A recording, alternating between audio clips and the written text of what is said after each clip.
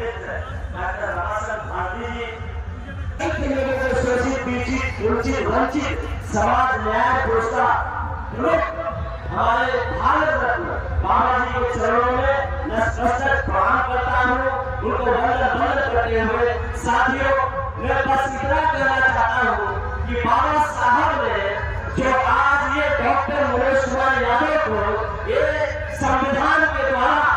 इतनी बड़ी अस्पताल चलाने का और वहाँ कुर्सी देकर बैठाने का काम किया है, ये जान लो सिर्फ यही एक संविधान है जिसके वजह से डॉक्टर मनोज यादव होकर बाबा साहब का गुणगान कर रहा है। साथियों ये आज का प्रवेश बन गया है कि कुछ लोग बाबा साहब पसंद नहीं आ रहे हैं, उसका कारण बात यही है कि बाबा साहब पद से लेकर और आज भी जब वो जिंदा थे तब भी उनको प्रताड़ित किया जा रहा था, तब भी उनको पीछे किया जा रहा था। आज वही में है तो सोचिए कि आज उनके संविधान भी उनको जिए हुए रात में भी सोते होंगे तो बाबा साहब याद आते होंगे कि ये कैसा संविधान है जिसमें कोई नहीं सकता हो। ये जो सोचने वाले लोग हैं अगर उनके कहा जाए सामूहिक सोच के लोग ये बुरा नहीं है, क्योंकि जानते हैं सरकार सिर्फ 272 से बढ़ जाएगी मगर 405 का छूट दिया जा रहा है। जानते हैं कि 2/3 बहुमत से ही संविधान को हटा सकते हैं साथियों। परंतु आप ये जान लीजिए कि आप लोगों में ताकत है, वो हिम्मत है, बाबा साहब के रखा हुआ है और वो बहुत ताकत है। साथ ही संविधान को बचाने के लिए हम लोग कुछ भी करना चाहेंगे, अगर सड़क पर उतर जाएंगे, पुल भी बनाएंगे तो कभी नहीं बचा पाएंगे, मगर यही एक ताकत बाबा साहब ने दिया है, वो वोट की है।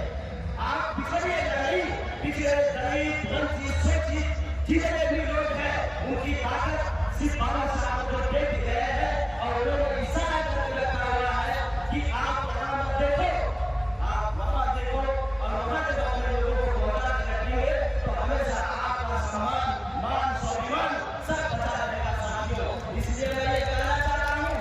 कि चाहे देखो चाहे जिस तरीके से हो लोग लड़ाई लड़ना चाहते हैं मगर ये जो सोच रहे हैं कि ये संविधान खत्म कर देंगे वो भूल कर रहे हैं। सड़कों पे खून बहने लगेगा और उनको ये पता नहीं है कि ये बाबा साहब का संविधान हमारे लिए कोई ऐसा वैसा नहीं है, ये हमारी आत्मा है,